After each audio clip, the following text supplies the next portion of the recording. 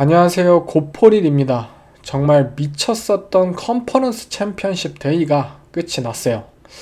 솔직히 어떻게 그날 시간이 흘러간지도 모르겠어요. 여러분들 모두 저와 같은 심정으로 재밌게 그 경기들을 즐기셨을 거라고 생각을 합니다. 물론 AFC와 NFC 두 경기는 확연히 다른 경기였어요. 하나는 정말 어글리했죠. 그것이 부상이나 날씨 때문에 영향을 받긴 했지만 정말 쿼터백들의 플레이가 보기 힘들었던 수준의 경기였고, 눈이 쏟아지는 날씨에서 선수들은 제대로 서 있기도 힘든 정도였어요. 하지만 이것도 풋볼의 일부잖아요. 대부분의 팀들이 돔구장을 선택하는 현재 추세에서 이런 폭설의 한가운데에서 펼쳐지는 야외 경기는 정말 원초적인 스포츠라는 이 풋볼의 또 다른 면을 잘 보여주는 경기였고, 그 속에서도 또 이런 경기만 보여줄 수 있는 좀 재미와 짜릿함을 느끼셨을 거라고 생각해요. 또 시애틀에서 펼쳐지는 경기는 정말 쿼터백들의 쇼다운, 그리고 리그 최고 리시버들의 말도 안 되는 활약 등 슛아웃 게임이 펼쳐졌어요. 현대 풋볼의 진미를 이제 보여주는 경기였다고 생각이 들 정도로 입이 떡 벌어지는 오펜스의 퍼포먼스, 그리고 그 속에서 그들의 진화 과정, 그리고 대처하려고 발버둥 치는 디펜스의 모습들까지 정말 각기 다른 이 매치업들이 펼쳐졌고, 거기서 저는 진짜 내가 왜 풋볼을 사랑하는지, 제가 이 경기들을 시청할 수 있다는 사실에 대해서 감사함의 감정마저 피어올랐던 경기들이었어요. 결국 두 경기에서 살아남은 두 팀, 뉴잉글랜드와 시애틀의 슈퍼볼 매치업이 확정되었는데요. 솔직히 이대로 끝나는 게 굉장히 아쉬워요. 지금 이제 슈퍼볼 단 한 경기로 이번 시즌이 끝이 난다는 사실이 너무나도 팬의 입장으로서 안타깝습니다. 앞으로도 매주 계속해서 여러분들과 이 경기 쩔었어요. 업셋이 왜 일어났을까요? 이런 얘기를 하고 싶은데, 슈퍼볼 한 경기 남았고 끝이 있기 때문에 그만큼 이 과정들이, 지금까지의 모습들이 더 아름다운 법이겠죠. 저는 이제 챔피언십 리뷰를 시작하겠습니다. 안녕하세요. 고포릴입니다. 정말 미쳤었던 컨퍼런스 챔피언십 데이가 끝이 났어요. 솔직히 어떻게 그날 시간이 흘러간지도 모르겠어요. 여러분들 모두 저와 같은 심정으로 재밌게 그 경기들을 즐기셨을 거라고 생각을 합니다. 물론 AFC와 NFC 두 경기는 확연히 다른 경기였어요. 하나는 정말 어글리했죠. 그것이 부상이나 날씨 때문에 영향을 받긴 했지만 정말 쿼터백들의 플레이가 보기 힘들었던 수준의 경기였고, 눈이 쏟아지는 날씨에서 선수들은 제대로 서 있기도 힘든 정도였어요. 하지만 이것도 풋볼의 일부잖아요. 대부분의 팀들이 돔구장을 선택하는 현재 추세에서 이런 폭설의 한가운데에서 펼쳐지는 야외 경기는 정말 원초적인 스포츠라는 이 풋볼의 또 다른 면을 잘 보여주는 경기였고, 그 속에서도 또 이런 경기만 보여줄 수 있는 좀 재미와 짜릿함을 느끼셨을 거라고 생각해요. 또 시애틀에서 펼쳐지는 경기는 정말 쿼터백들의 쇼다운, 그리고 리그 최고 리시버들의 말도 안 되는 활약 등 슛아웃 게임이 펼쳐졌어요.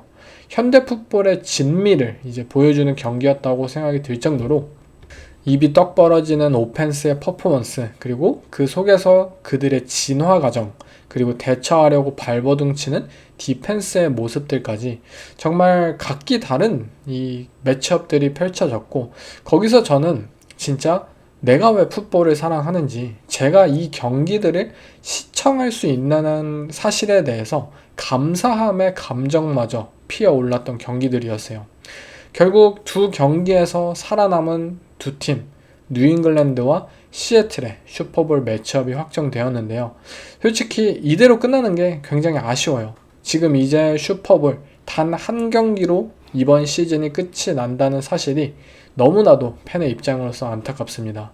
앞으로도 매주 계속해서 여러분들과 이 경기 쩔었어요. 업셋이 왜 일어났을까요?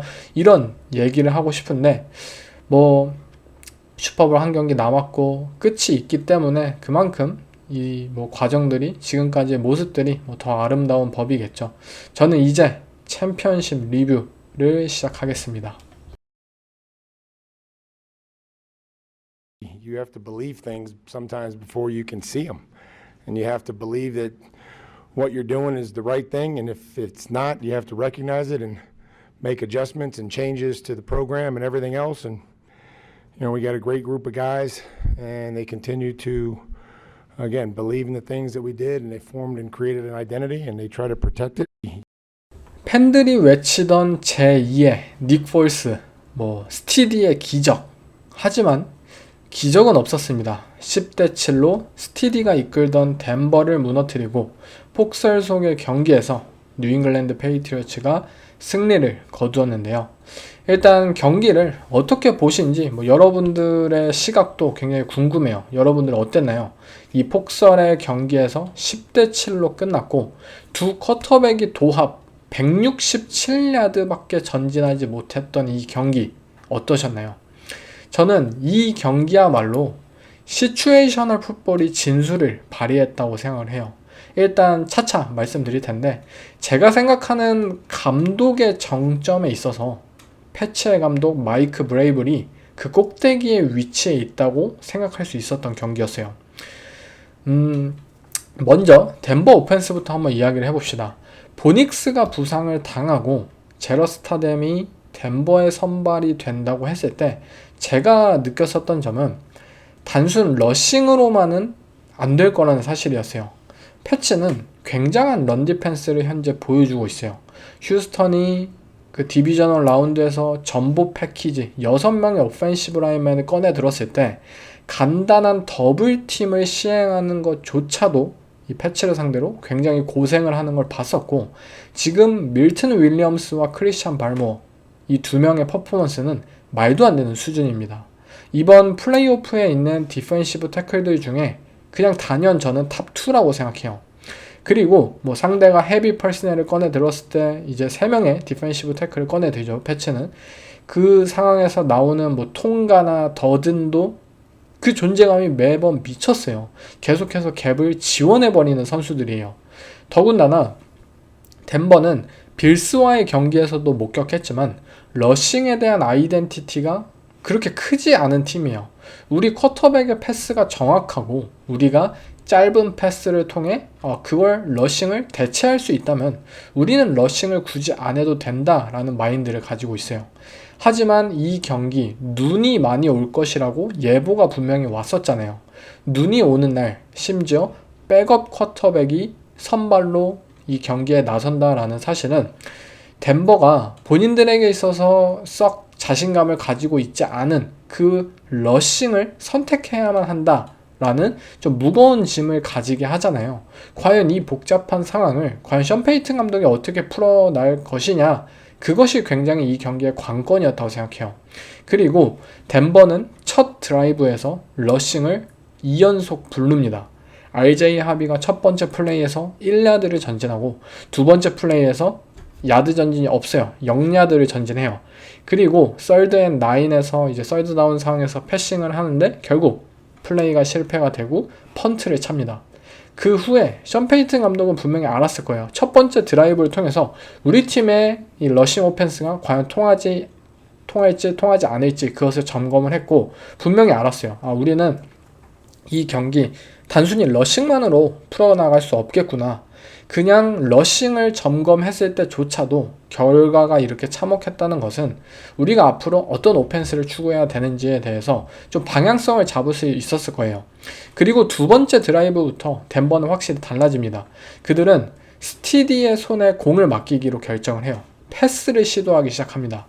물론 제러스 타뎀 분명 백업 쿼터백다워요. 그가 플레이가 완벽하지 않아요. 그는 분명히 당황스러워하고 리듬을 찾지 못해요. 제로 블리츠 상대로 스크린 패스 하나도 제대로 못 던지는 그 모습들을 보여주었죠. 하지만 이제 썰드 다운 상황에서 션 페이튼 감독은 방아쇠를 당기는 결정을 해요. 패치의 쿼럴스 커버리지를 상대로 이제 마빈 밈스의 52야드 캐치가 나온 플레이였죠. 레프트 사이드에는 대거 컨셉을 깔아서 이제 세이프티 2명과 코너백 1명을 붙잡아요. 그리고 라이트 사이드에서는 이제 밈스가 포스트 라우트로 이제 세이프티 뒤로 이제 지나가는 컨셉인데 세이프티 머리 뒤로 결국 스티디가 정확한 공을 던졌고 52야드짜리 전진을 해냅니다. 여기서 또 션 페이튼 감독은 알았을 거예요. 우리가 빅 플레이를 통해서 한 번에 전진을 해야만 승산이 있을 것이다. 디펜스에게 깊은 공간을 우리가 공략할 수 있다는 요소를 심어줘야만 우리의 러싱이 앞으로 풀릴 수 있을 것이고 우리의 오펜스가 더 다양한 선택지를 가질 수 있다는 것을요. 그리고 이 쿼터 초반까지 이들의 오펜스는 괜찮았어요. 흐름이 나쁘지 않았어요. 52야드를 통해 전진한 레드존에서 플레이 액션을 통해서 터치다운을 만들어냈고요. 스티디가 존 리드 플레이까지 성공을 하면서 8야드를 전진해내는 모습도 보이고 이 제로 스타뎀의 리듬이 좀 올랐다고 판단을 하니까 션 페인튼 감독은 그냥 우리 뭔가 할 수 있을 것 같다. 퀵 패싱 게임으로 경기를 아예 전환시켜요. 우리는 이미 딥볼에 대한 위협을 상대에게 주었고 그에 따라 더 많은 공간들이 언더니스에 창출되어 있을 것이다. 또한 제로 스타뎀이 플레이를 성공시켰다는 자신감과 존 리드 플레이를 통해서 발을 통해 플레이를 만들고 뭔가가 우리가 지금 리듬에 차 있다. 뭔가가 맞아 떨어지고 있었던 분명 그런 상황들이 있었어요. 패싱을 통해서 패치를 흔들게 되자 드로우 플레이도 섰고 러싱에 대한 대처도 분명히 느슨해지고 있었어요. 덴버가 러싱도 분명 뭔가 돌파구를 찾고 있었어요. 이 순간만 하더라도 저는 덴버가 패치를 상대로 한 20점 차 승리를 할 거라는 확신을 분명히 심어주었어요. 근데 이 모든 게 결국 순간적으로 바뀌어 버립니다. 두 가지 일이 벌어졌기 때문인데요. 첫 번째는 고폴이 실패해요. 지금 의견이 다 갈렸을 거예요. 날씨가 안 좋고 수비전인데 왜 10대 0 즉, 투 포지션 차이로 나아갈 수 있는 경기에서 왜 고포릿을 무리하게 하냐. 또는 반면에 1야드밖에 남지 않았고 수비전에서 14대 0으로 나아갈 수 있다면 그것은 확정된 승리를 의미한다. 페이튼을 지지하는 의견과 그렇지 않은 의견이 나뉘고 있었어요. 제 의견은 고포릿의 시도 자체는 옳았다고 생각해요. 제가 무지성 고포릿을 얼마나 싫어하는지 다들 아시잖아요. 근데 그 상황만큼은 고포릿이 맞았다고 생각해요. 분명 덴버의 오펜스는 리듬에 있었어요. 그들의 궤도에 있었어요. 그들은 리듬을 타고 있었고 패치가 이에 대해서 당황하고 있는 모습이 분명했고 야드 전진도 1야드밖에 남기고 있었고 10대 0은 분명히 안정적인 선택이 되었겠지만 저는 14대 0은 확실한 승리였다고 생각하는 만큼 페이튼 감독의 고포릿이 나쁘지 않았다고 생각합니다. 단지 그가 잘못한 것은 고포릿 상황에서의 플레이 콜이에요. 고포릿에서 플레이 액션을 콜합니다. 플레이 액션은 즉 쿼터백이 수비에게 등을 돌리고 그 다음에 다시 필드를 봐야 하는 플레이의 구조잖아요. 이 플레이는 결국 제러 스타뎀 같은 이 쿼터백에겐 굉장히 제한적일 수밖에 없어요. 당신의 백업 쿼터백은 그냥 필드를 처음부터 끝까지 바라보고 있어도 부족한 선수예요.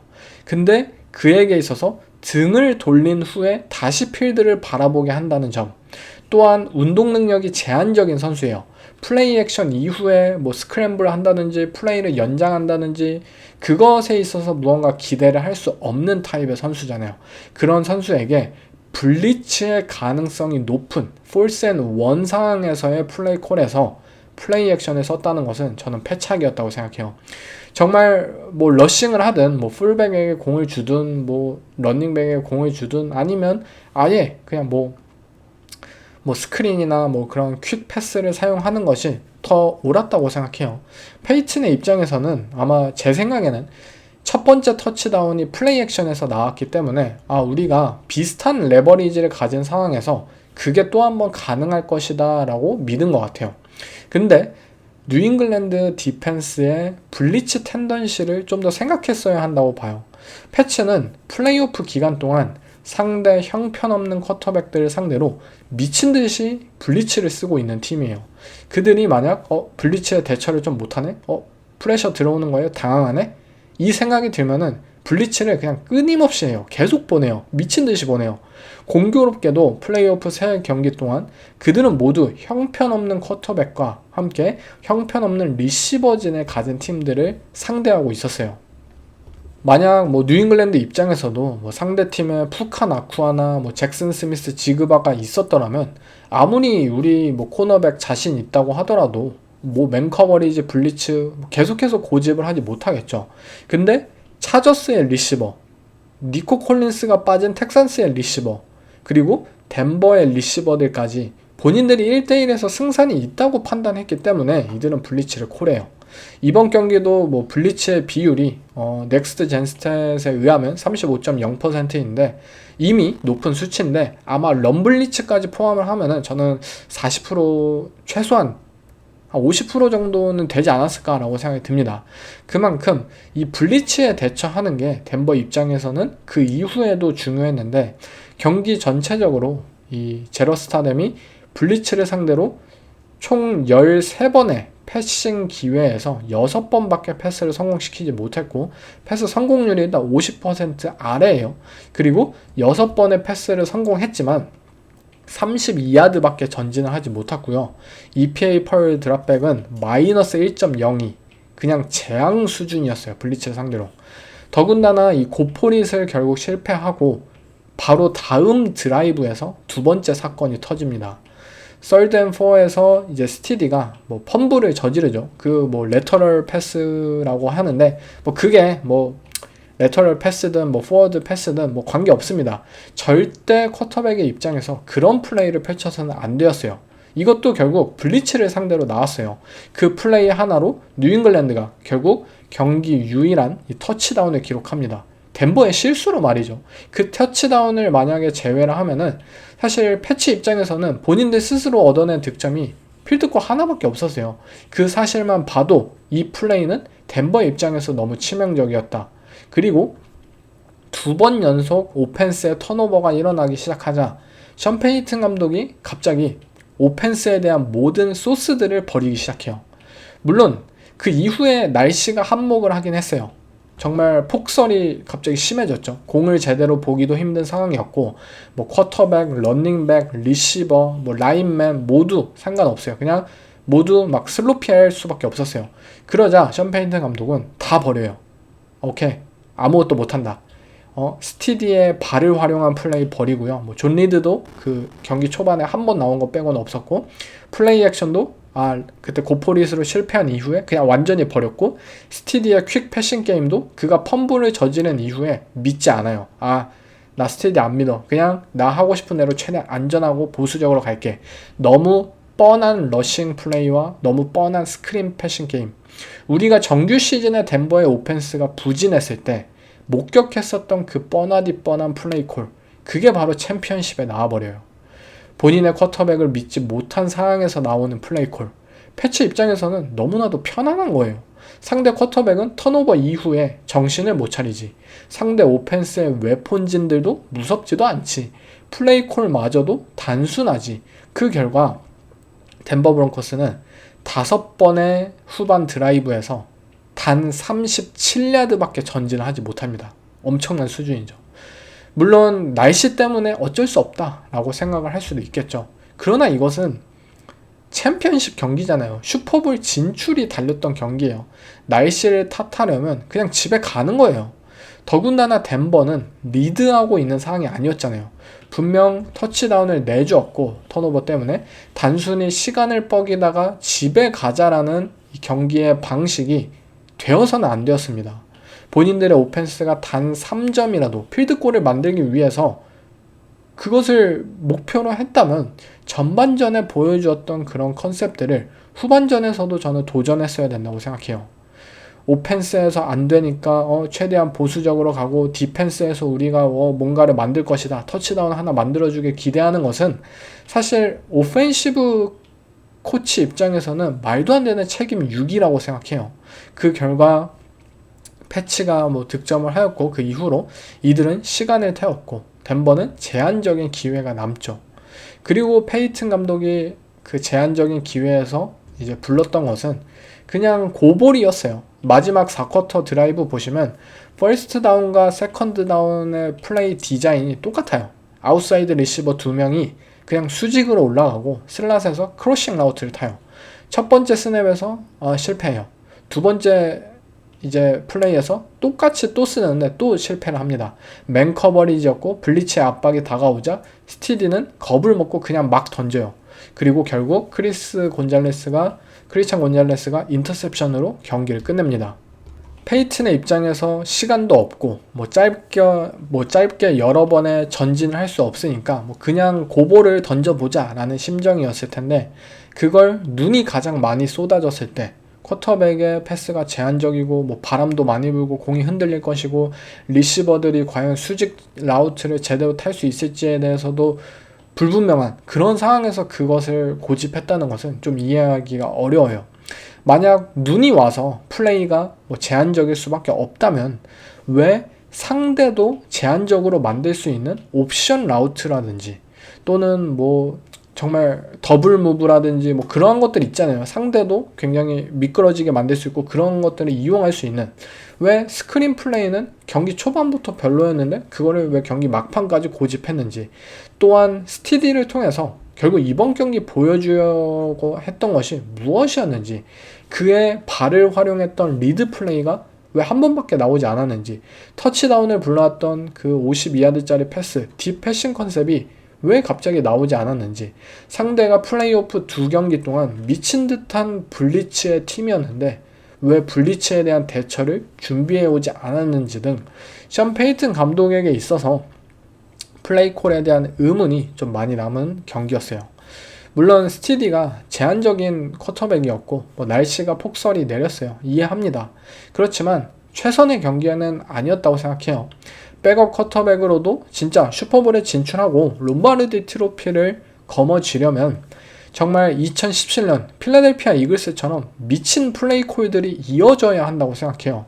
본인들이 소극적이고 움츠리면 안 되고, 그럴수록 다양하고 창의적인 예상치 못한 수로 디펜스를 지속적으로 위협을 해야만 그들처럼 업셋을 일으키는 거예요. 션 페이튼 감독이 여기까지 끌고 온 것에 대해서 그것만으로 정말 대단하고 존경스럽지만, 보닉스라는 선수가 또 반면에 이 팀에게 어떤 존재인지, 얼마나 큰 비중을 차지하고 있는지를 또 한편으로 이제 확인할 수 있었던 경기예요.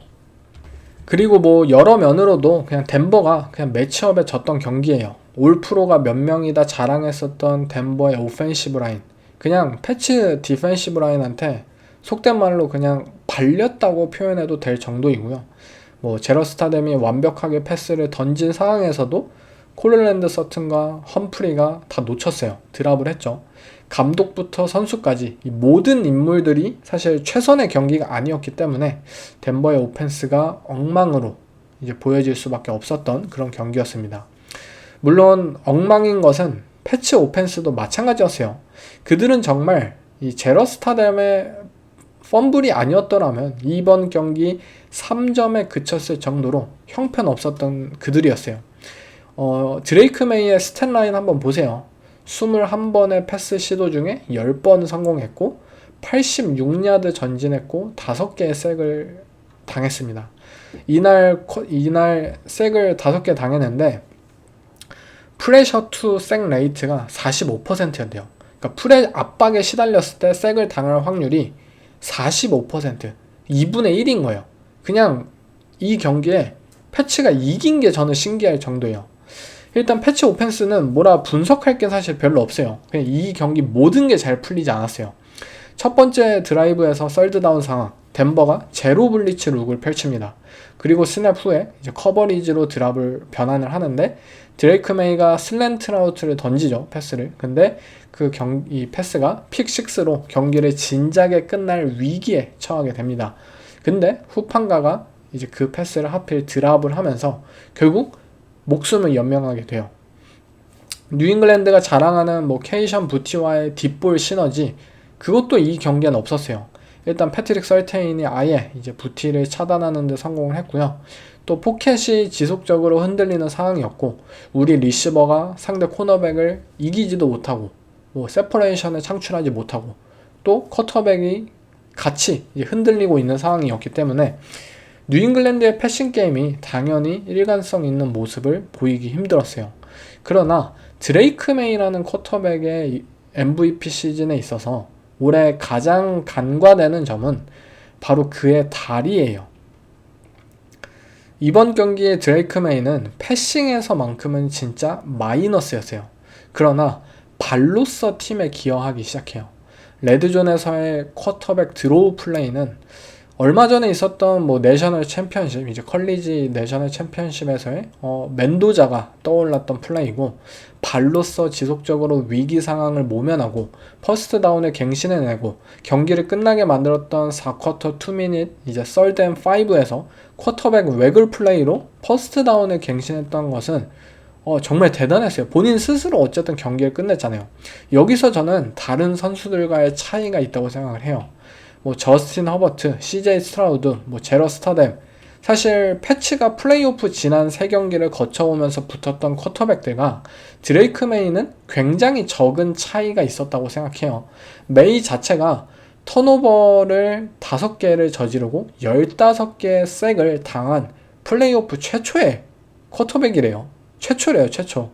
그 정도로 이 선수가 불안하고 실수도 많았던, 정규 시즌에 MVP 챈트를 받았던 그런 선수가 아니에요, 지금.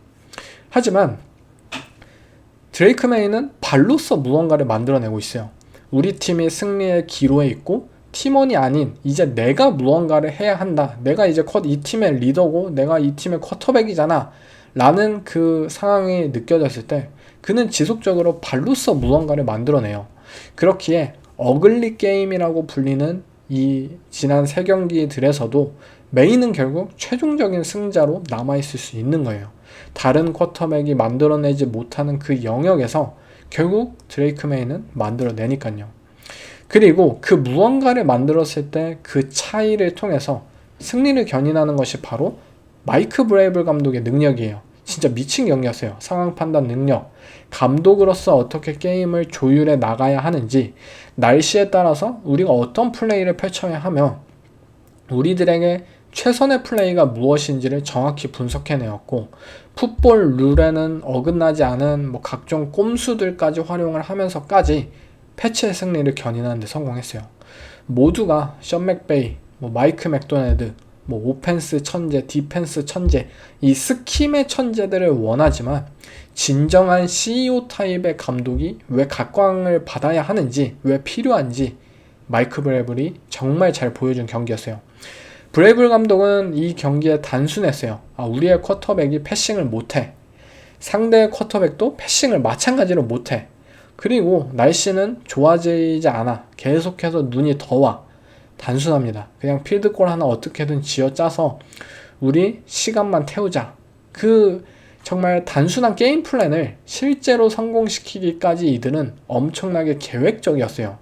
먼저 패치는 오펜스의 첫 드라이브부터 전보 패키지를 꺼내 듭니다. 6명의 라인맨을 깔고 거기에 더해서 뭐 타이트 엔드와 풀백까지 얹어서 러싱을 시도해요. 공격에 있어서 시간 점유율이 모든 것이다 라는 판단이었죠. 하지만 덴버가 터치다운을 만들고 7점 차 리드를 당하게 되자 패치 입장에서 어쩔 수 없이 득점을 위한 오펜스를 펼치게 돼요. 하지만 쉽지 않았어요. 덴버 디펜스가 너무나도 막강했기 때문에.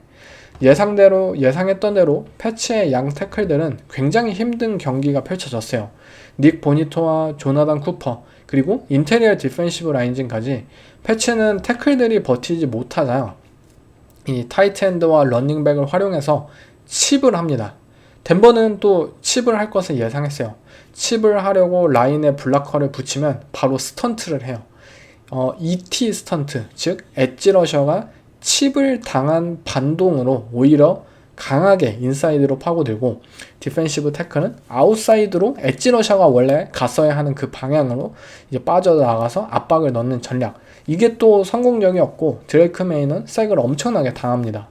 하지만 덴버 오펜스의 실수와 함께 그들은 동점을 만들어낸 데 성공을 했고, 그 후에 후반전에 진입을 해요. 후반전에 마이크 브레이블 감독은 전보 패키지의 비율을 더 높입니다.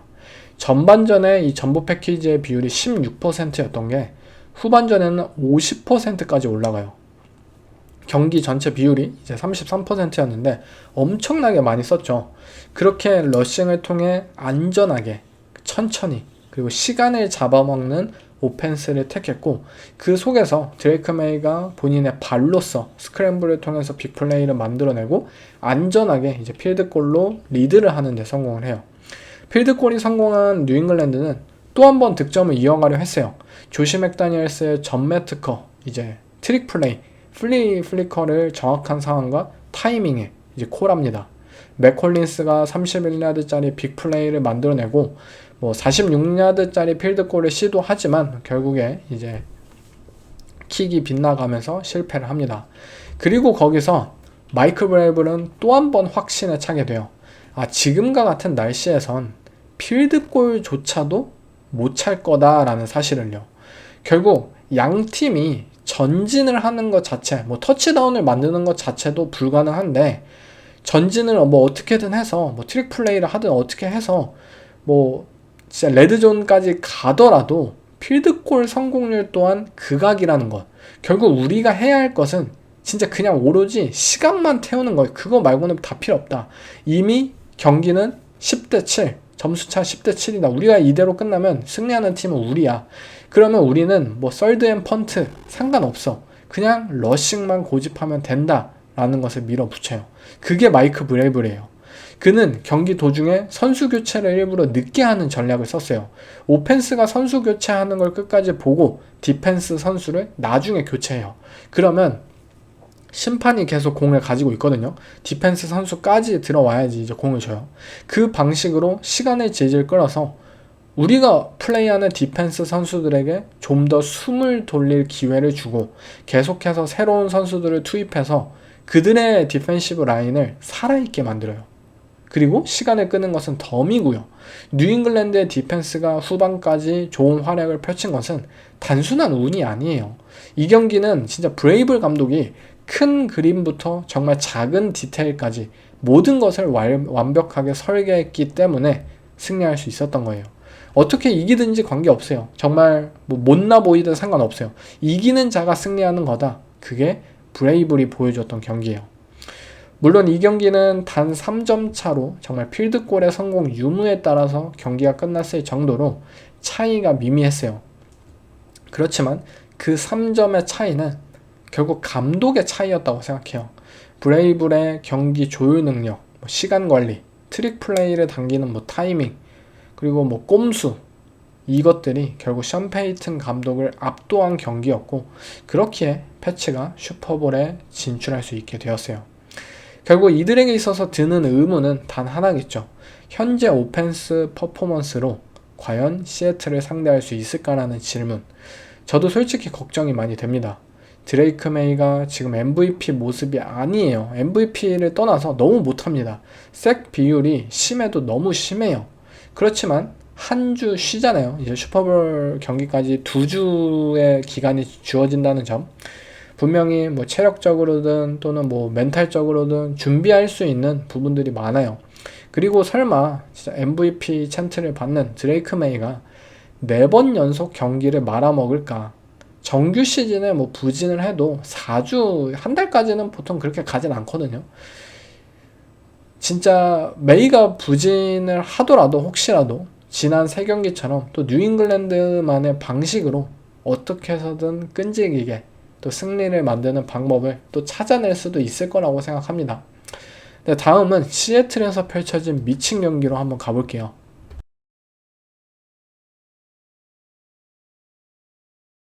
You know, Dallas is my home. I made my home there. You know, my family lives there. You know, I'm forever going to be there. But, you know, I know for sure I'm not going to win a Super Bowl there. So, yeah. Yeah. We here. We're here. DeMarcus Lawrence, Appreciate welcome to the Seahawks. Thank Thanks for joining us.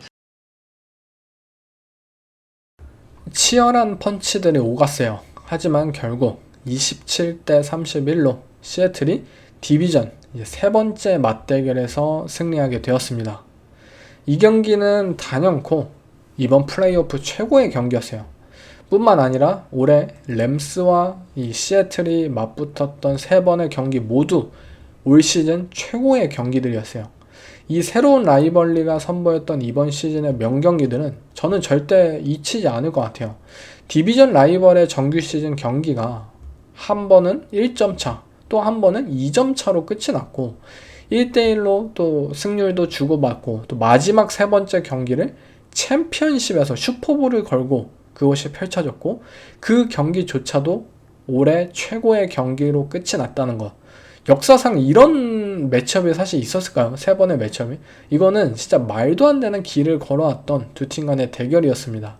정말 올해 이 두 팀의 대결을 보면서 진짜 풋볼 팬으로서 더할 나위가 없었다. 너무나도 큰 행복을 느낄 수 있었던 매치업이었고요.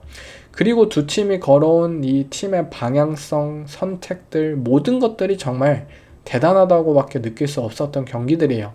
매튜 스태포드와 함께 다시 한번 팀을 재정비하고 슈퍼볼에 도전한 램스, 그리고 단 2년 만에 새로운 체제 하에서 슈퍼볼에 진출한 시옥스, 이들의 경기와 걸어온 길에 대해서 한번 들여다보겠습니다. 일단 션 맥베이 감독이 돌아왔어요. 그가 와일드카드와 디비저널 라운드에서 왜 잠시 떠나 있었는지는 모르겠지만 그의 홈인 13 퍼스널 3명의 타이트엔드를 기용하는 오펜스로 돌아왔어요. 램스 오펜스의 이날 첫 번째 플레이는 13 퍼스널에서의 언더센터 러싱 플레이였어요.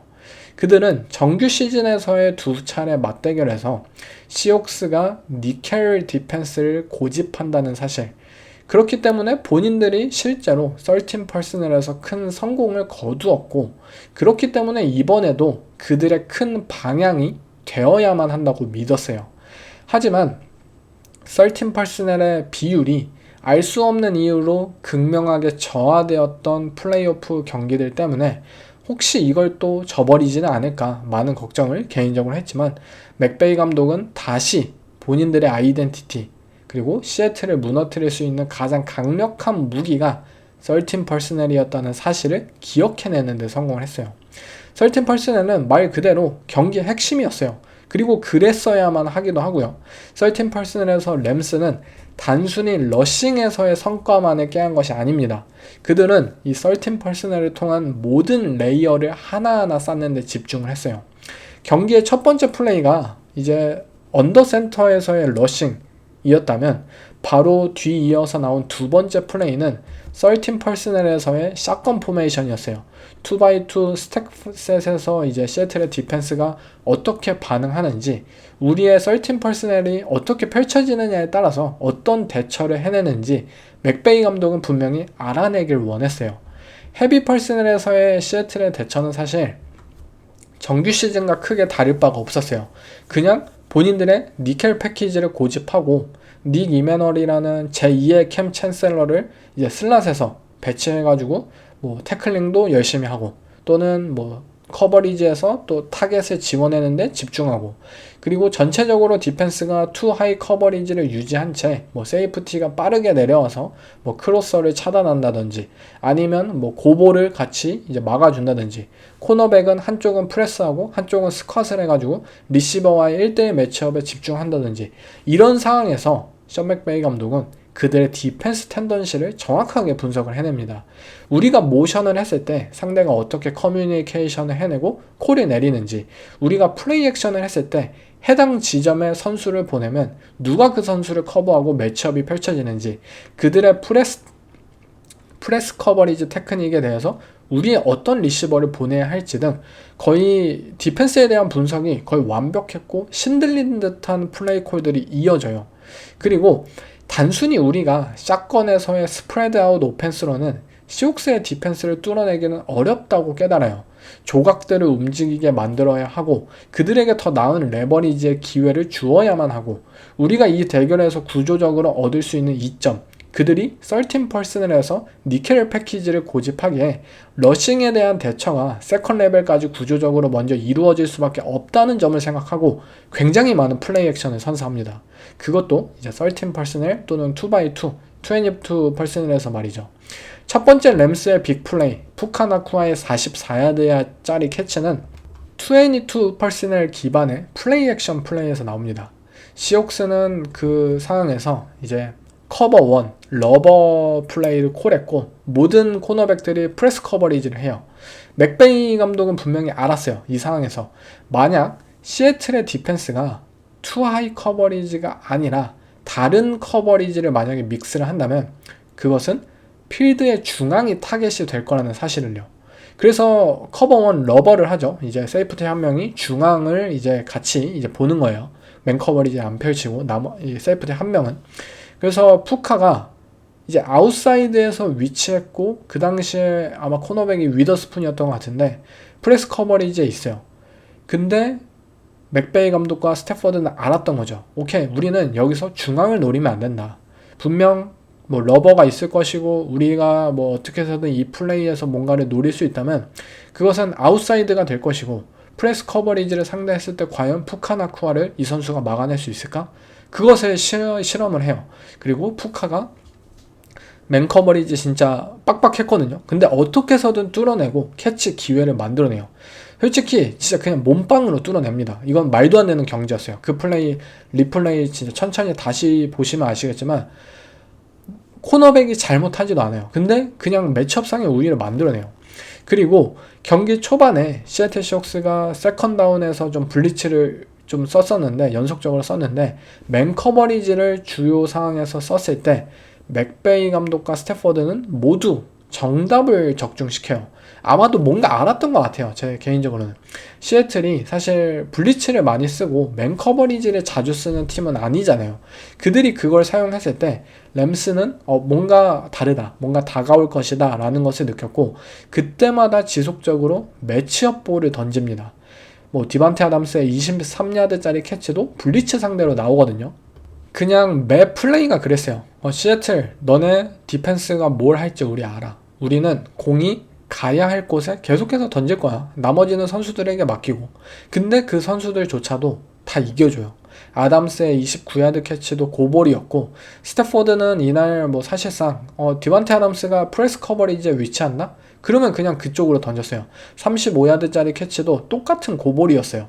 시애틀이 디반테 아담스를 과연 1대1로 잘 막을 수 있을까? 그럴 리가 없다. 그냥 우리는 3x1 이제 포메이션 깔아두고 디반테 아담스에게 아이소 기회 줘가지고 그냥 던져주면 된다 라는 것이 그들의 생각이었어요. 그리고 29야드짜리 캐치가 있고 나서 바로 다음 플레이에 결국 디반테 아담스를 슬랍 그리고 퍼거슨을 아웃사이드에 배치해가지고 이제 퍼거슨이 리턴 라우트로 나가다 돌아오고 아담스가 그대로 아직 아웃을 하면서 1대1 기회를 또 따돌리는 터치다운을 이제 만들었죠. 이거는 사실 미친 레이어였어요. 하나하나 쌓고 그 레드존에서 또 한번 폭파시키는 것. 이제 스태포드와 이 션 맥베이 감독이 보여줬던 것은 굉장한 수준이었어요.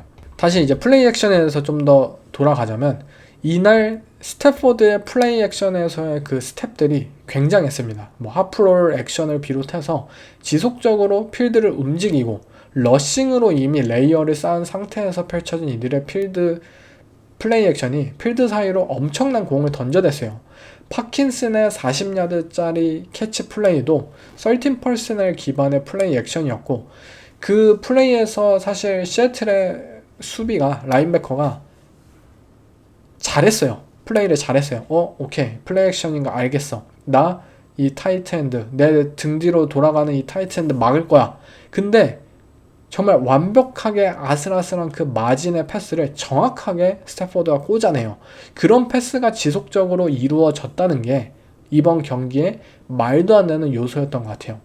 램스 입장에서는 뭐 플레이 액션이 이제 마지막 드라이브에서 또 한 번 나왔는데 파킨슨이 드랍을 했죠. 그 장면이 아마 가장 아쉽지 않았나라고 생각이 드는데 그 공도 사실 진짜 아슬아슬한 공이었어요. 진짜 수비수가 인터셉션으로 만들 수도 있었던 그 공인데 그 공을 어쨌든 파킨슨한테 정확히 도착을 하게 만들었고 스태포드가 잘 잡았더라면 어쩌면 그 고포릿을 할 아예 그냥 이유도 없이 그냥 터치다운 만들고 경기가 끝났을 수도 있어요. 하지만 그런 플레이들을 어쨌든 뭐 지속적으로 잘 만들고 체크해내고 맥베이의 의도에 따라서 공이 어디로 가야 할지를 정확히 이해하고 본인들의 리시버에게 정확한 공을 던졌던 이 스태포드, 플레이오프에서 그동안 부진했던 매튜 스태포드가 이날 없었다는 점, MVP 자체였다는 점, 플레이 액션에서의 스탯이 10번 시도했는데 8번 성공하고 총 야드가 208야드예요. 쿼터백 레이팅은 152.1이고요. 사실 8번 성공했는데 208야드를 전진했다. 패스 하나당 그냥 20야드씩 전진했다는 소리인데 이들이 플레이 액션에서 얼마나 이 경기에 성공을 했는지 잘 보여주는 수치죠. 그리고 이거는 사실 션 맥베이 감독도 마찬가지였어요. 플레이오프에서 그동안 이해할 수 없는 뭐 경기 플랜, 뭐 경기 도중에 뭐 플레이 콜 이런 것들을 내린 후에 제가 내린 결론은 단 하나였어요. 물론 제가 션 맥베이 감독을 개인적으로 너무 좋아해서 그런 걸 수도 있지만 이 감독은 시애틀과의 이 챔피언십 경기를 이미 플레이오프 시작부터 뭔가 염두에 두고 있다. 상대 뭐 캐롤라이나나 시카고는 관심도 없던 거예요. 그냥 이미 마음속이 2주 전부터 이 경기에 있었던 거예요. 모든 플레이들을 이날을 위해서 아끼려고 일부러 안 꺼내고 있다. 그리고 그게 저는 맞았어요. 션 맥베이는 아껴둔 플레이 콜들을 계속해서 불러냅니다. 가장 인상적이었던 것은 일단 드로우 플레이였어요. 보통 드로우 플레이는 샷건에서 이루어지잖아요. 쿼터백이 공을 건네주기도 더 쉽고 러닝백도 같은 위치에서 이제 공을 받고 이제 러싱을 뛸 수 있으니까요. 근데 램스는 언더 센터에서 페이크 플레이 액션을 한 후에 드로우 플레이로 이어져요. 솔직히 NFL에서 이거는 본 적이 없는 플레이였어요. 상대 시옥스는 당연히 이것이 패싱으로 인식을 하고 뭐 베일을 했죠. 하는데 이거는 러싱이었고 뒤늦게 태클에 가담하지만 이미 램스는 블락커들을 잘 배치해가지고 러싱 레이를 만들어내요. 이날 이 드로우 플레이를 총 3번 썼어요. 한 경기에. 그리고 첫 번째 드로우에서 11야드를 전진합니다. 두 번째 드로우에서 19야드를 전진해요. 시옥스 입장에서는 이거 본 게 처음이니까 당황을 해서 계속 뭐 야드 내주고 퍼스트 다운을 내줍니다. 하지만 세 번째 드로우 이제 2&15에서 나왔는데 세컨&15에서 나왔는데 그들의 디펜스가 좀 적응을 합니다. 그래서 당황하지 않고 잘 적응해내면서 3야드로 막는 데 성공을 했어요. 그리고 뭐 맥베이 감독의 레드존에서 이 카이렌 윌리엄스의 터치다운도 굉장했죠. 직전에 모션을 깔아두고 이제 리시버들을 이제 메쉬하게 만든 다음에 러닝백 트래픽으로 이제 와이드 오픈 터치다운을 만든 거 굉장히 인상적이었어요. 시애틀의 디펜스는 이제 누가 모션을 하고 누가 뭐 이렇게 나가느냐에 따라서 지속적으로 콜을 해내고 이제 커버되는 선수들을 바꿨거든요. 근데 직전에 타이트 핸드가 모션으로 나가고 그에 따라서 닉 이메너리가 내가 맡을게 하고 커버 선수 바꾸고 근데 또 그 상황에서 리시버들이 한쪽으로 가고 또 타이트 핸드가 라우트로 또 한쪽으로 가고 메쉬로 혼란을 주고 러닝백이 그 상황에서 이제 라인맨들 사이로 바로 뛰쳐나가서 플레어를 해서 라인베커가 따라가지 못하게 이제 거의 픽플레이처럼 만든 것은 디펜스의 특성을 정확히 이해하고 또 플레이를 내린 거거든요. 그리고 또 하나 이제 시애틀의 코너백이었던 릭 울렌을 저격한 것도 굉장히 뛰어난 판단이었어요. 울렌이 턴팅 페널티로 이제 죽었던 램스의 오펜스를 다시 갱신을 시키고 램스의 오펜스가 그 이후에 뭐지? 하면서 다시 공격권을 유지하게 됐잖아요. 그리고 그 유지된 공격권의 첫 번째 플레이가 바로 페널티를 범했던 이 코너백인 울렌을 저격하는 것이었어요. 사실 이거는 대단히 감각적인 문제예요. 우리는 지금 페널티로 본인의 팀에게 피해를 끼친 이 선수가 지금 멘탈적으로 힘들 것을 알아. 우리의 오펜스가 만약 지금 샷을 당긴다면 바로 이 선수를 향해야 해. 지금 멘탈 깨져가지고 제대로 플레이도 못할걸? 그걸 맥베이 감독은 정확히 알았어요. 그래서 울렌을 상대로 팀의 최고 리시버인 푸카 나쿠아를 라인업 시키고 푸카의 라우트는 더블 무브였어요. 단순한 고볼을 통해서 상대의 피지컬적인 요소를 도전하는 것이 아니라 상대가 멘탈이 무너졌기 때문에 무너진 멘탈을 상대로 우위에 설 수 있는 라우트 더블 무브를 시킵니다. 푸카는 그래서 오픈 만들고 34야드짜리 터치다운으로 찢어버려요. 이건 진짜 맥베이가 경기에 대한 감각이 뛰어났다라고 느낄 수 있었던 플레이예요. 하지만 그럼에도 불구하고 램스가 결국 결정적으로 경기에 패배한 이유는 썰드다운에서 8번 시도해서 1번 성공을 했어요. 굉장히 좋지 못했죠. 그리고 이 성공하지 못했던 지점들이 대부분 하이 레드존 상황이었어요. 상대 진영 30야드에서 20야드 사이의 그 진영. 이제 뭐 완전히 레드존은 이제 20야드 이하의 지점이 레드존인데 보통 하이 레드존이라고 불러요. 그 지점을. 아무튼 그 지점에서 좀 션 맥베이 감독의 플레이 콜이 아쉬웠어요. 그냥 단순하게 좀 접근했어요. 고볼을 그냥 던져보자. 뭔가 좀 더 창의적이고 뭐 푸카나 쿠아나 타이트엔드들 활약할 수 있는 그런 요소들을 좀 배치했더라면 좋았겠지만 단순한 매치업 볼에 좀 의존을 했고 시애틀이 그 상황에서는 좀 최선의 수비를 선보였어요. 그리고 맥베이 감독의 이 레드존에서의 문제는 단순히 올해에 그치지 않아요. 그리고 뭐 작년에도 그랬고 또 뭐 앤드리드 감독도 마찬가지예요.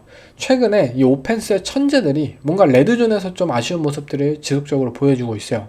굉장히 뭔가 뻔하고 기회를 날리는 모습들이 안 와서 굉장히 아쉬운데 만약에 경기 초반에 램스가 필드골이 아니라 진짜 터치다운으로 득점을 거두었다면 분명 이 이야기의 스토리는 아예 달라졌을 거예요.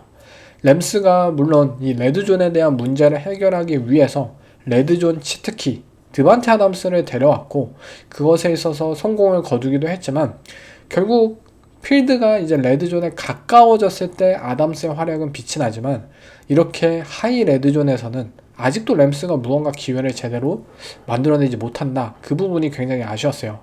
맥베이에 대한 아쉬움 두 가지만 더 이야기를 할게요. 결국에는 고포리 드라이브죠. 물론 고포리 자체에 대해서 잘했냐 못했냐는 의논할 가치가 없다고 생각해요. 덴버의 고포릿은 그나마 이야기할 건덕지라도 있겠지만 램스의 고포릿은 그 당시에 4점 차였어요. 필드골을 차더라도 리드를 못 가져와요. 그러면 당연히 고포릿을 해야죠.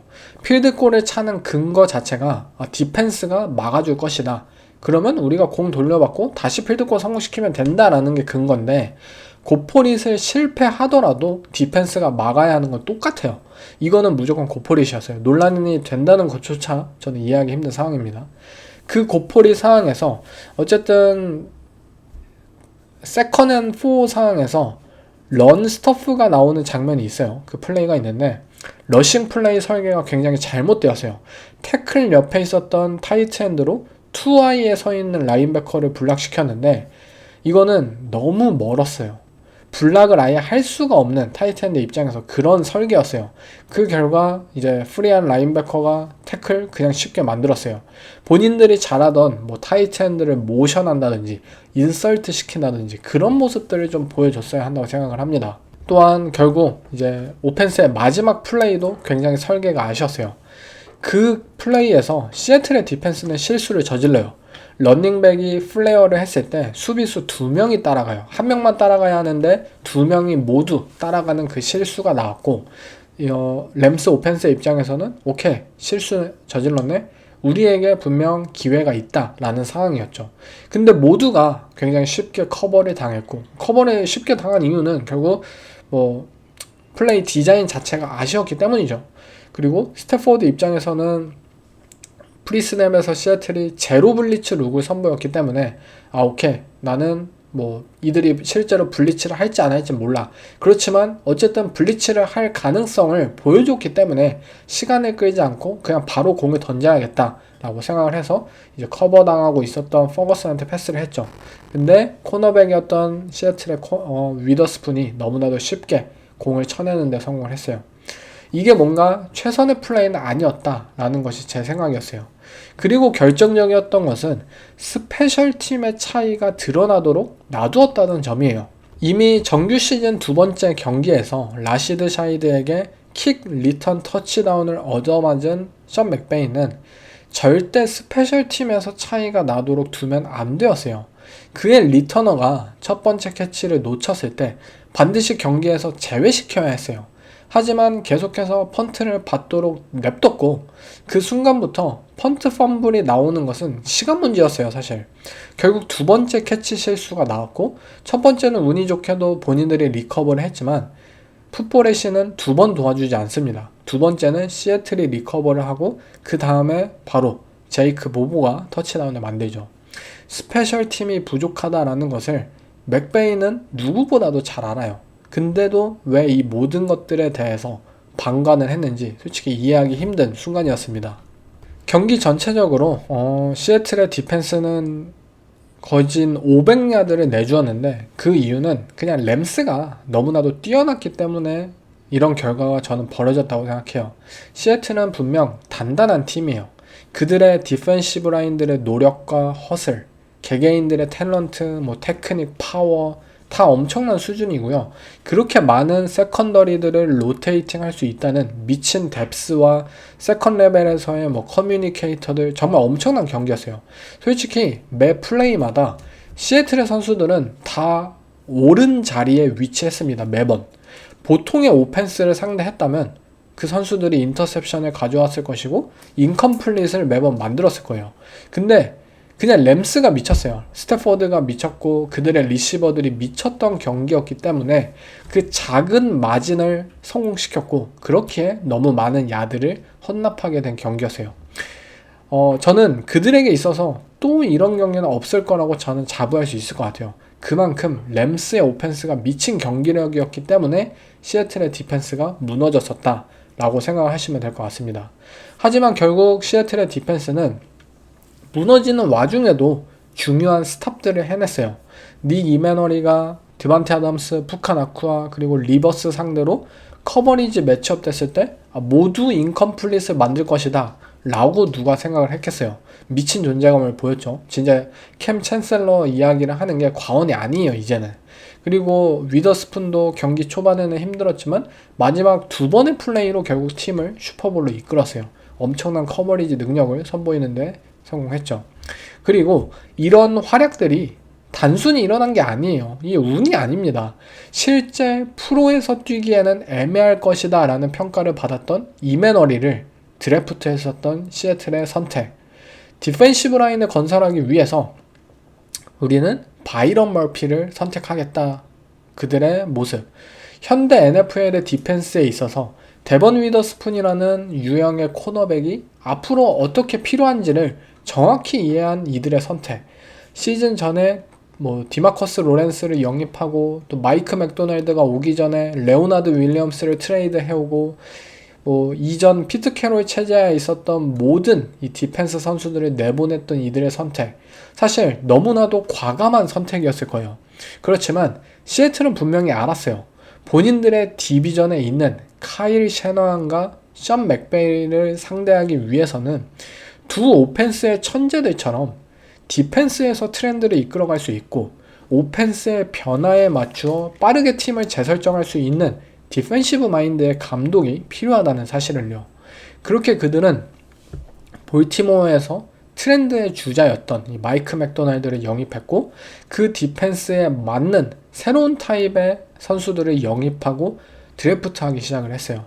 그 결과 이 디펜스의 천재에게는 현재 수많은 선수들이 주어져 있어요. 그들은 사실 다른 팀이었으면 애매했을 수도 있는 선수들이에요. 닉 이메너리가 지금 시애틀이었기 때문에 이 정도의 활약을 보여주는 것이지 뉴욕 제츠 가봐요. 이름도 몰랐을 거예요. 이 선수들을 제대로 육성할 수 있는 코칭진을 보유하고 있고 그들이 옥석인지를 제대로 가려낼 수 있는 사람이 있기 때문에 이들이 성공을 거둔 것입니다. 그 결과 현재 이들은 정규 시즌에서 최고의 디펜스 퍼포먼스를 보인 팀들 중 하나였고요. 플레이오프에서 그들이 그동안 그토록 부수기를 원했던 디비전 라이벌인 카일 셰너한을 상대로 35점 차의 승리를 거머쥐었고요. 션 맥베이 감독을 상대로 결국 디펜스의 스탑을 통해서 경기를 이기는 데 성공을 했어요. 디펜시브 마인드의 감독으로 말이죠. 저는 감히 말할 것 같아요. 이들이 마이크 맥도날드를 선택하고 그리고 지금의 팀을 만들어낸 최근 2년간의 과정은 한 체제에서 다른 체제로 넘어가는 구단의 선례 중 역대 가장 뛰어난 선례가 되지 않을까 싶습니다.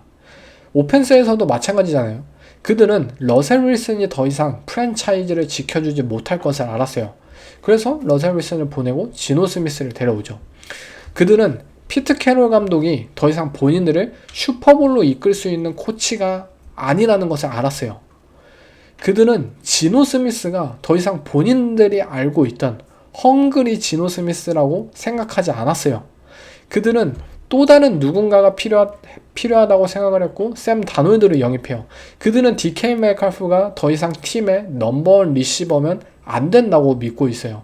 그들은 결국 잭슨 스미스 지그바를 선택했고 팀에서 쫓겨난 쿠퍼 컵에게 무언가 아직 남아있다고 믿어요. 그리고 마지막으로 그들은 클린트 큐비악이 오펜스를 이끌 수 있다고 그의 철학을 믿어요. 사실 올 시즌 시애틀의 성공에 대해서 큐비악 코치가 많은 박수를 받지는 못했어요. 그리고 저는 그 이유는 합당했다고 생각해요. 그들의 러싱 게임이 시즌 내내 좋지 못했고요. 그 이면에 러싱 스킴이 굉장히 제한적이었다라는 점, 패싱에서도 뭔가 다놀드와 지그바가 엄청난 활약을 펼쳤던 것과 비교하자면 뭔가 엄청난 플레이 디자인, 스킴을 보인 것은 아니기 때문에 사실 큐비악 코치에 대한 포커스가 많이 맞춰지지는 않았어요. 근데 이번 경기는 이 큐비악 코치의 인생 최고의 경기였어요. 저는 이미 레이더스의 감독으로 확정이 되지 않았나 라고 해도 과언이 아닌 경기라고 봐요. 톰 브래디가 해설 도중에도 극찬을 진짜 많이 했었죠. 일단 그가 이번 경기를 통해서 가장 적중했던 점은 바로 본인들이 지속적으로 샷을 던져야 한다는 점이었어요. 사실 그들의 계획이 꽤 명확했어요. 우리는 무슨 일이 있더라도 램스를 상대로 그들이 좋아하는 커버리지, 커럴스 커버리지 펼치는 상관없어. 무조건 우리는 샷을 던질 거야. 다놀드에게 있어서 그 패스가 어렵든 쉽든 관계없어. 그냥 던지자. 그걸 위해 지속적으로 오펜스를 움직이게 만들 것이고 그 상황에서 활약할 수 있도록 경기 초반부터 지그바를 백필드에 위치시키고 모션시키고 어떻게 플레이할지 모르게 만들 거야. 그것이 그들의 계획이었어요. 그리고 샘 다놀드가 전반기 MVP 퍼포먼스를 보이는데 성공을 합니다. 미친듯이 진짜 다운필드 패스를 던지던 그 시절 그 다놀드가 이번 경기에 돌아왔어요. 이건 완벽한 게임 플랜에 맞추어서 선수들마저 완벽하게 플레이한 대표적인 경기라고 봐요. 일단 첫 번째로 그들은 잭슨 스미스 지그바를 백필드에 넣어 놓습니다. 램스의 디펜스가 그 상황에서 어떻게 반응을 하는지, 본인들이 어떤 공간을 노릴 수 있는지 파악을 해요. 그리고 이제 3x1에서 지그바를 고립시키고 나우 스크린 패스를 던집니다.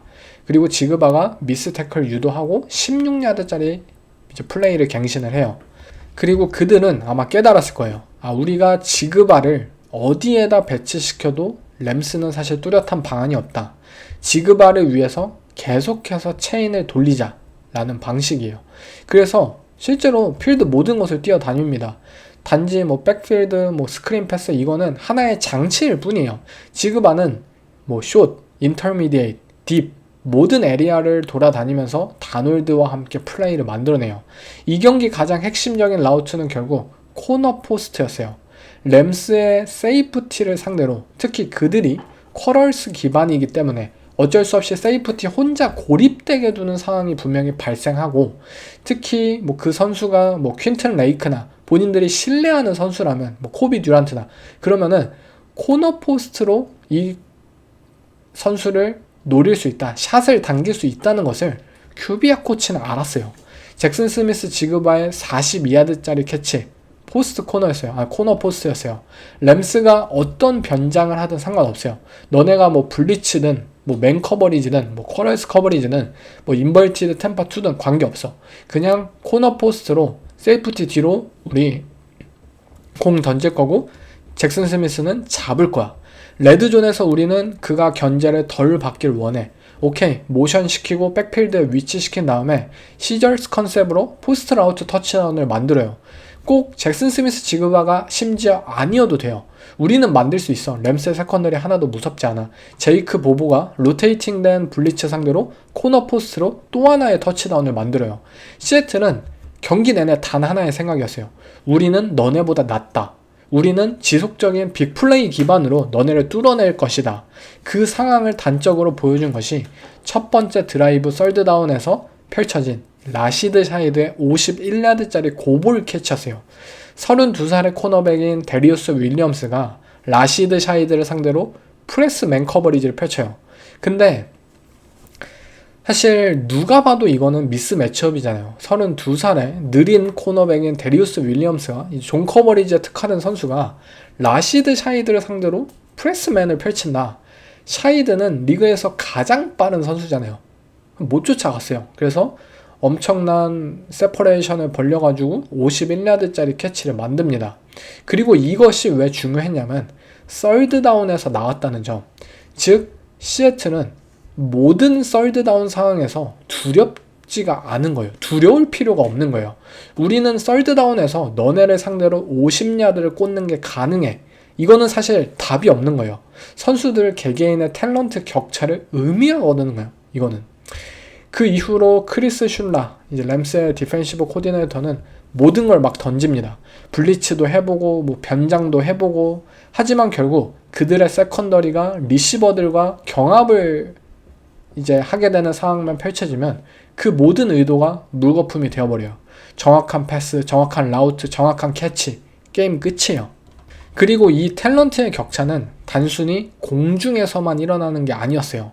그라운드도 마찬가지예요. 케네스 워커가 첫 번째 레드존에서 3연속으로 러싱 스냅을 받고 끝내 터치다운을 만들었는데 분명 이 터치다운을 만들었던 그 마지막 플레이는 사실 웬만한 런닝백이었으면 태클을 당했어야 정상이에요. 근데 케네스 워커가 그 미친 듯한 방향전환 능력과 가속으로 수비수 라인베커 딱 맞닥뜨린 거를 딱 제쳐가지고 코너로 돌아서 터치다운을 만들어요. 그리고 경기 도중에 램스의 라인베커인 오마 스피츠를 1대1로 맞닥뜨린 장면이 있었죠. 근데 잽스텝으로 페이크 주고 바로 이제 앵클 브레이크 만들어서 따돌린 플레이 있잖아요. 그건 진짜 미친 플레이였어요. 분명 램스 입장에서는 시애틀의 러싱을 완벽하게 막아낼 수 있었던 그런 상황들이 있었어요. 근데 케네스 워커가 미친듯이 혼자서 플레이를 성공시켰고 그게 램스 라인베커들에게 있어서 격차를 만들 수 있는 느낄 수 있었던 그런 플레이였어요. 사실 러싱에 있어서만큼은 저는 램스가 분명 압도적으로 우위에 설 수 있었다고 생각을 하거든요.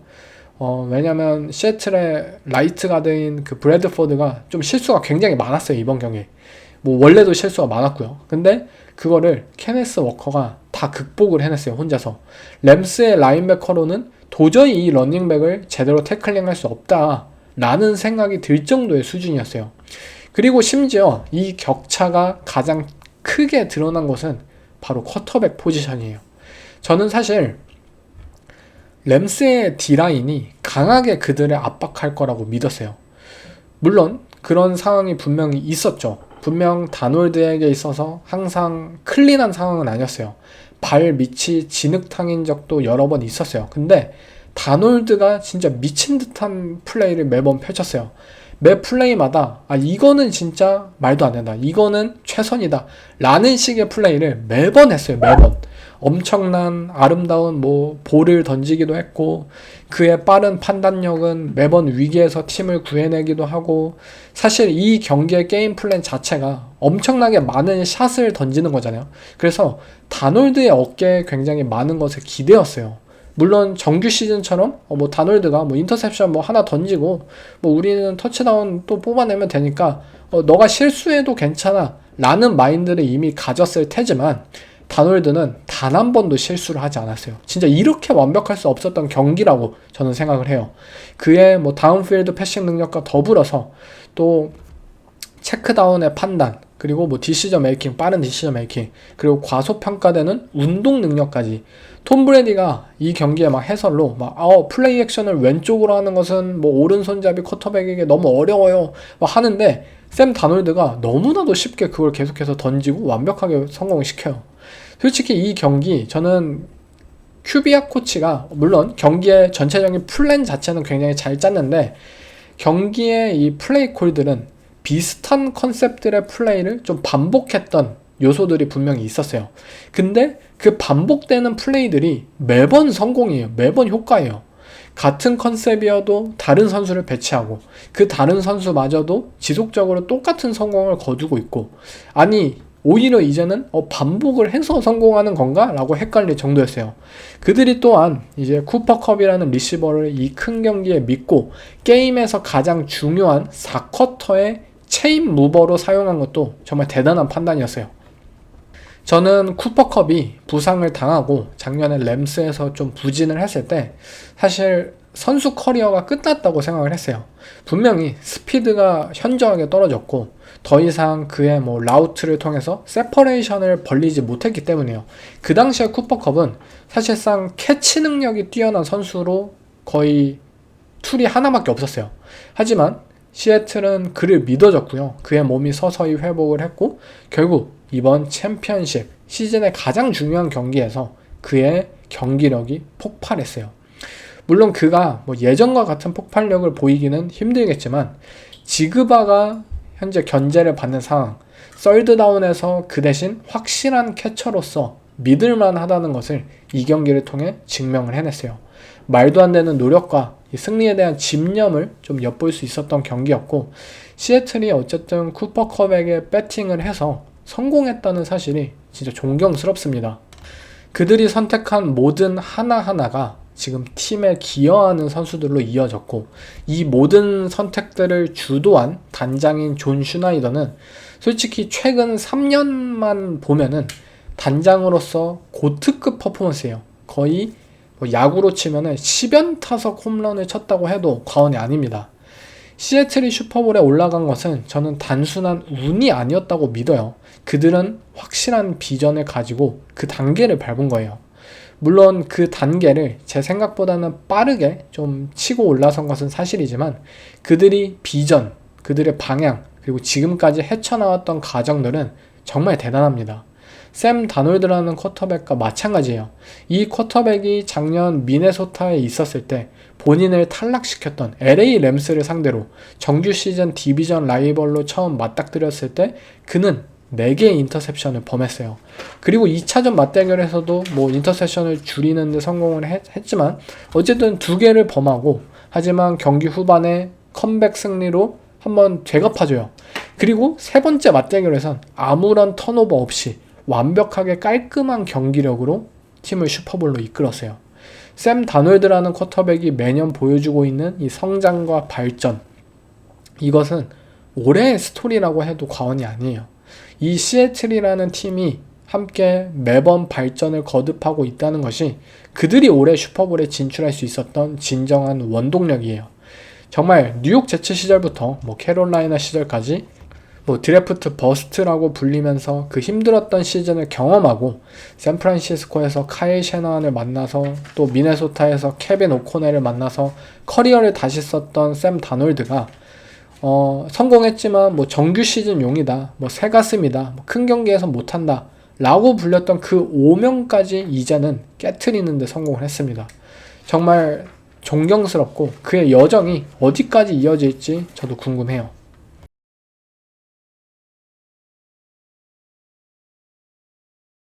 You give Seattle the credit, but I love this group, and I'm never really short on words, and I am right now. So it's tough, but this is sports, and you got to be able to deal with it. 지금 슈퍼볼에 오른 뉴잉글랜드와 시애틀 두 팀의 성공을 보면서 아마 가장 속이 쓰린 팀은 테네시와 미네소타일 거예요. 테네시 타이탄스의 경우는 슈퍼볼 감독을 본인들 손으로 내쫓았어요. 그것도 구단주가 괜히 파워 싸움 걸어가지고 시비 걸어가지고 싸워서 말이죠. 그래놓고선 실패한 감독이었던 로버트 살라를 데려왔다고 본인들이 좋아하고 있는데 좀 한심합니다. 당신들은 이미 슈퍼볼 감독을 가지고 있었어요. 그거를 본인들이 몰랐을 뿐이죠. 미네소타도 마찬가지예요. 그들은 데니얼 존스와 샘 다놀드를 가지고 있었어요. 함께 슈퍼볼에 진출할 수 있는 쿼터백을 가지고 있었고 실제로 작년에 다놀드와 엄청난 성적으로 그걸 이미 증명을 하기도 했었죠. 하지만 그들은 JJ 맥카시라는 아무 검증도 되지 않은 쿼터백을 선택했어요. 제가 진짜 미네소타의 단장인 쿠에시를 잘라야 한다는 거요. 그 이유가 여기에 있어요. 저 1년 전부터 주장을 했습니다. 두 팀 모두 정말 무지했어요. 그리고 NFL에서 무지는 뒤처짐을 의미합니다. 본인들 손으로 슈퍼볼에 오를 수 있는 기회를 날린 거죠. 테네시와 미네소타 팬들에게 있어서 쓰라린 슈퍼볼이 될 뉴잉글랜드와 시애틀의 슈퍼볼. 저는 프리뷰는 나중에 다음 주에 업로드를 하겠고요. 이번 에피소드인 챔피언십 리뷰는 여기서 마치겠습니다. 감사합니다.